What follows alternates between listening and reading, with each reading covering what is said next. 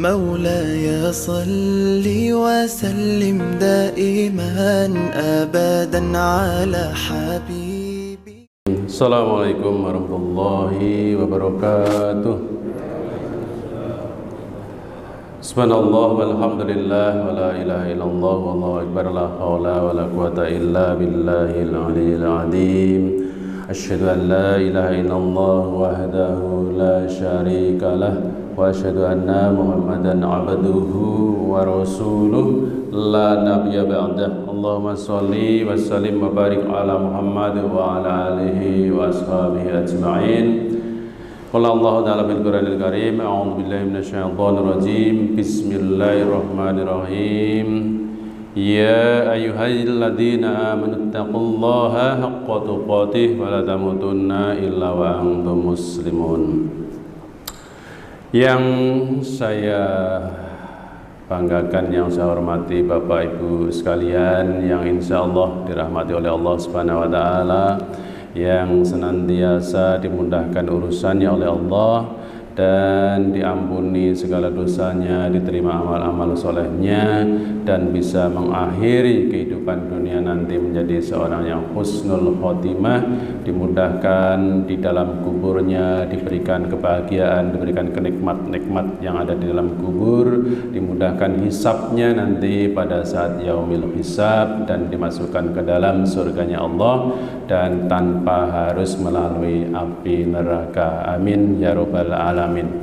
Bapak Ibu sekalian yang dirahmati Allah, menyambung pembicaraan atau materi yang terkait dengan doa pada minggu yang lalu, bahwa kita berdoa itu senantiasa untuk memiliki tingkatan-tingkatan dengan kualitas.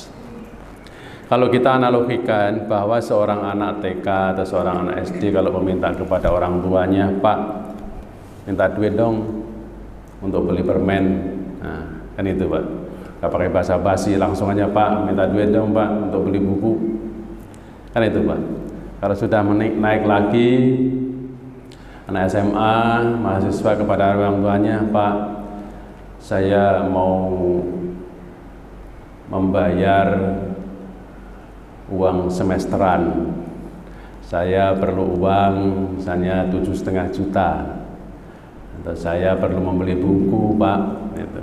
Nah, kalau Bapak ada, kapan kira-kira bisa dibayarkan sehingga bisa saya mengatur waktunya, jadwalnya untuk membayarkannya atau disampaikan ke kampus. Itu level kedua. Level ketiga lagi, orang yang berdoa atau memohon, bukan berdoa, ya orang memohon kepada orang nih Pak. Kalau misalnya sudah bekerja, nah istilahnya zaman kerennya sekarang itu lobbying gitu ya. Orang yang sedang melobi itu ingin mendapatkan sesuatu, mengharapkan sesuatu kepada orang yang dilobi tadi.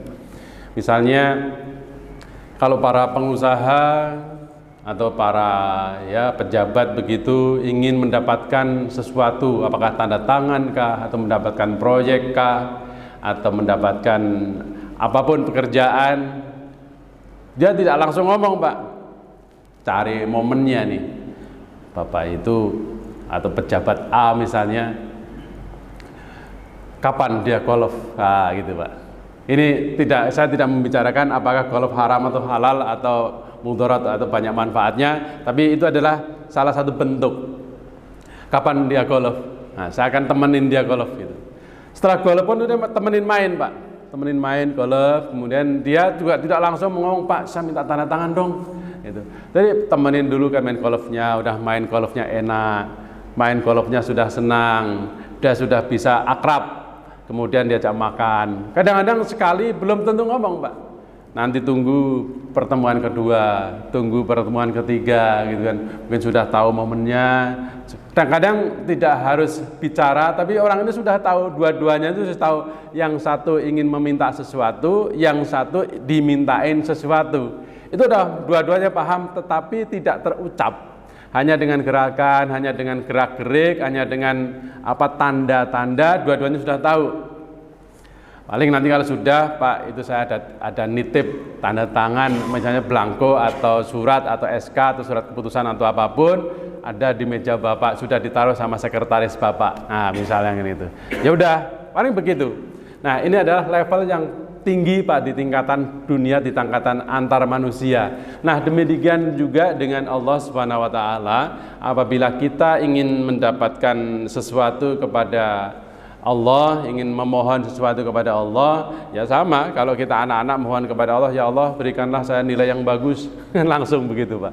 Dengan lain lagi tingkatannya, misalnya ya Allah sudah mulai berdoa alhamdulillah rabbil alamin misalnya, ya Allah berikanlah saya kesehatan, itu udah mulai Pak, udah naik lagi. Nah, nanti setelah paling tinggi levelnya, orang-orang yang sudah mendekati ya makomnya sudah lebih tinggi, maka dia akan memuji Allah terlebih dahulu, panggil dengan nama Allah yang nama Allah sukai gitu ya. Kemudian dengan nama-nama itulah maka kita memohon kepada Allah. Itu pun tidak harus langsung memohon dengan ya Allah berikanlah saya mobil, berikanlah saya rumah gitu. Tidak perlu begitu. Bagaimana Nabi Yunus itu kan di dalam perutnya ikan, di dalam perut ikan, berdoanya bukan ya Allah keluarkan saya dari perut ikan, enggak gitu. Tetapi la ilaha illa anta subhanaka inni kuntu minal zalimin gitu kan.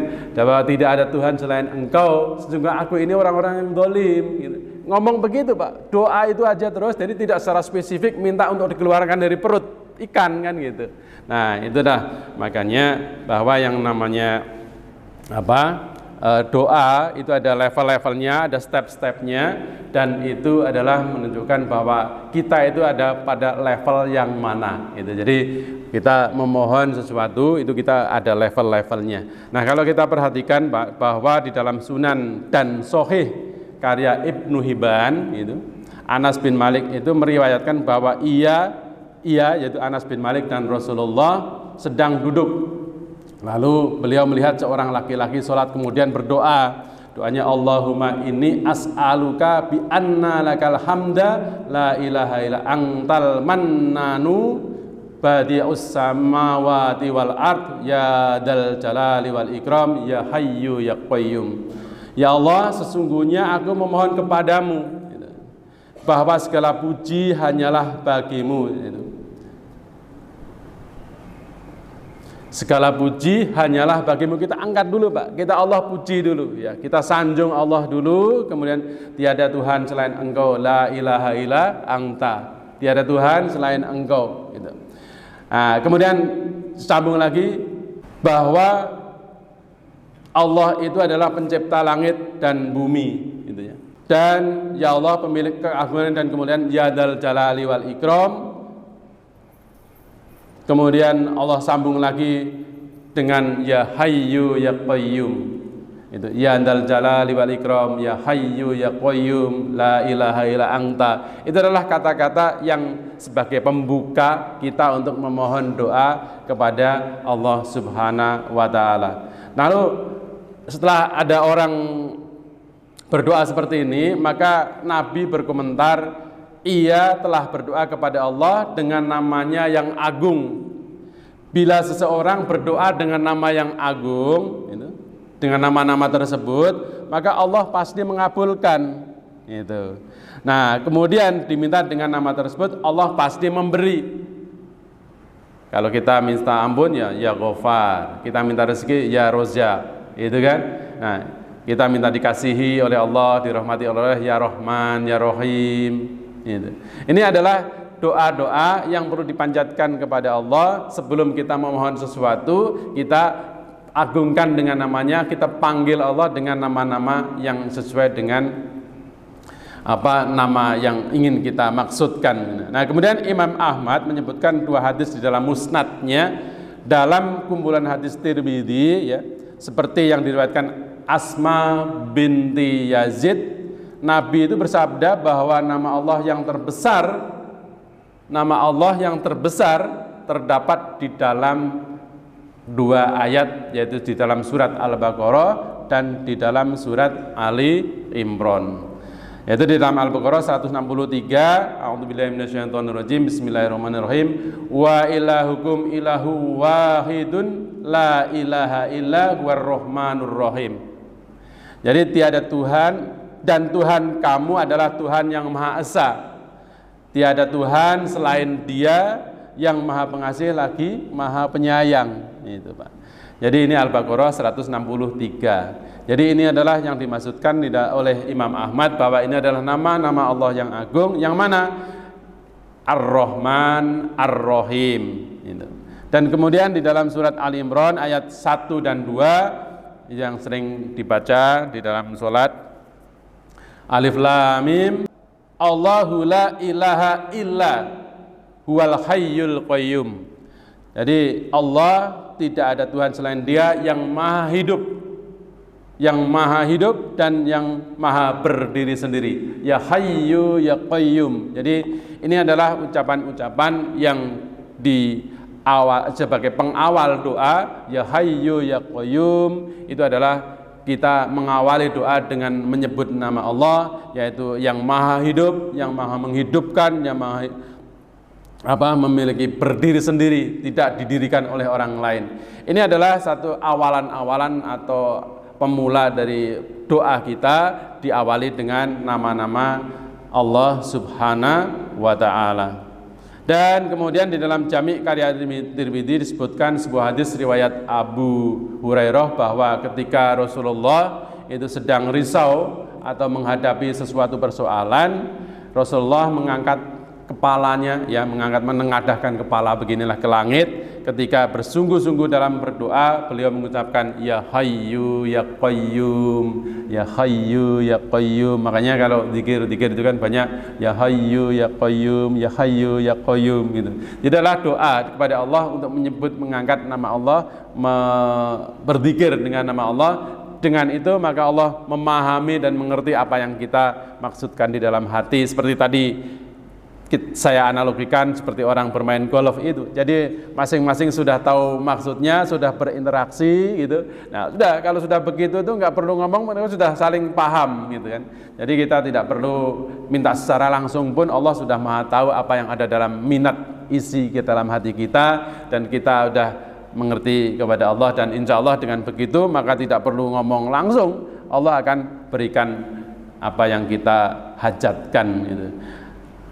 Itu adalah sangat penting sekali bagaimana adab kita di dalam berdoa, bahwa kita senantiasa untuk memberikan satu tata cara adab berdoa ini agar kita bisa dikabulkan oleh Allah Subhanahu wa Ta'ala. Dan tadi sudah sampaikan bahwa salah satu contoh yang tidak secara spesifik apa yang kita mohonkan adalah doanya Nabi Yunus itu, yaitu La ilaha illa anta subhanaka inni kuntu minal zalimin.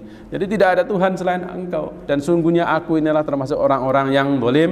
Dan itu adalah diajarkan oleh Nabi Yunus pada saat dia masuk ke dalam perut ikan, dan kemudian dia nggak bisa keluar, akhirnya doa begitu, dan kemudian Allah keluarkan. Tidak ngomong Ya Allah keluarkanlah saya dari perut ikan ini, Ya Allah saya lagi sengsara ini di dalam perut gitu. Tapi yang diucapkan La ilaha illa anta, tidak ada Tuhan selain Engkau. Sesungguhnya aku ini adalah termasuk orang-orang yang zalim gitu.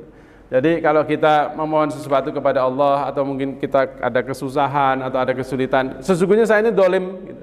Sesungguhnya saya ini sedang mengalami kedoliman, mungkin saya ada dosanya, mungkin saya sedang berbuat salah kepada orang, mungkin ada saya menyakiti orang. Introspeksi, dengan itu kita bongkar semua ya kekurangan yang ada pada kita, dosa ada pada kita ingat, kita ya ucapkan, nggak apa-apa gitu. Nah, ini adalah bentuk dari muhasabah kita, introspeksi diri. Itu adalah sangat baik, sangat bagus daripada kita mengatakan Ya Allah amal saya udah banyak banget nih gitu. Saya sudah sedekah sekian triliun, sekian miliar gitu kan. Saya sudah banyak berbuat baik, padahal banyak hal-hal yang negatif dia tidak ingat itu.